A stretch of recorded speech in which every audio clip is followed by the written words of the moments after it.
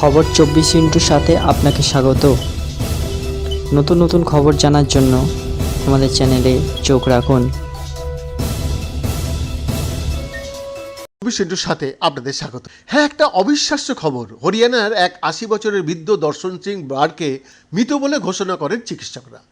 এমনকি তার পরিবারের কাছেও এই খবর পৌঁছে দেওয়া হয়। পরিবার মৃত দর্শনের শেষ কৃত্যের যাবতীয় ব্যবস্থাও শুরু করে দেয়, কিন্তু মৃতদেহ বাড়িতে আনার পথেই আবার প্রাণ ফিরে পেলেন মৃত দর্শন সিং ব্রাড। কিন্তু কিভাবে? অকল্পনীয় এই কাহিনী তুলে ধরা হলো আমাদের আজকের এই বুলেটিনে।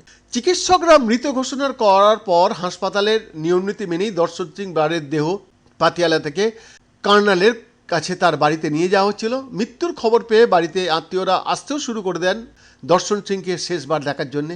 শেষকৃত্যের জন্যে কার্ড সংগ্রহ করা হয়েছিল, কিন্তু সেই সময় ঘটে যায় এক কাহিনী। পরিবার বলছে, দেহ নিয়ে বাড়ি ফেরার পথে অ্যাম্বুলেন্সটি একটি গর্তের মধ্যে পড়ে যায়। গাড়িতে থাকা দর্শন সিংয়ের এক নাতি মৃত দাদুর হাত নাড়তে দেখে এবং হৃদস্পন্দন অনুধাবন করে অ্যাম্বুলেন্স চালককে নিকটস্থ হাসপাতালে নিয়ে যেতে বলে। সেখানকার চিকিৎসকরা দর্শনকে জীবিত ঘোষণা করেন। বর্তমানে মৃত দর্শনই হাসপাতালে চিকিৎসাধীন। 80 বছর বয়সী দর্শন হৃদরোগে আক্রান্ত হয়ে এখন কর্নালের একটি হাসপাতালে চিকিৎসাধীন, যেখানে তার অবস্থা গুরুতর বলে জানা গেছে। পরিবার ঘটনাটিকে অলৌকিক বলে উল্লেখ করেছেন। দর্শন সিংয়ের এক নাতি বলবন্ত সিং বলছেন, 80 বছর বয়সী দর্শন সিং ব্রাড কর্নালের নিসিং নামে এক জায়গায় থাকতেন। সেখানে একটি কলোনি তার নামে নামকরণ হয়।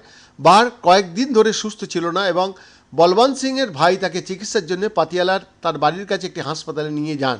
বলবন্ত সিং বলছেন যে তার দাদু 4 দিন ভেন্টিলেশনে ছিলেন এবং বৃহস্পতিবার সকালে ডাক্তাররা বলেছিলেন যে তার হৃদস্পন্দন বন্ধ হয়ে গেছে।